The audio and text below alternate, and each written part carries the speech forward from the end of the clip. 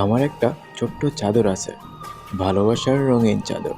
আমি চাই সেই চাদরে জড়িয়ে কদম তলায় বসে গান গাইব, তুমি আর আমি মনের সুখে।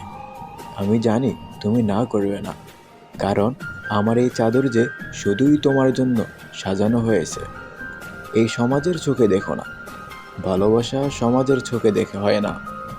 একবার ভেবে দেখো, কুয়াশা ভেজা ভরে আঁকাবাঁকা মিঠু পথে আমরা হাঁটছি ধীরে ধীরে, পাখির সুরে সুর মিলিয়ে গাইছি পুকুর পাড়ে সেই প্রাচীন গান। আর নীলিমার দিকে চেয়ে দেখছি ভালোবাসার রচনা।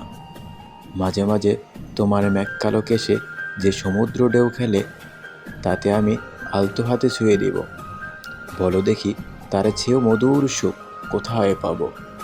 হ্যাঁ, তুমি হয়তো ভাবছো আমি প্রেমে পাগল হয়ে গেছি, তোমার চোখের ভাষা আমাকে তাই বলছে। কিন্তু সত্যি কথা কি জানো, আমি তোমার সেই প্রেমের পাগলা, যাকে তুমি হয়তো বুঝো না। তবুও এই চিরন্তন সত্য কখনোই বদলাবে না।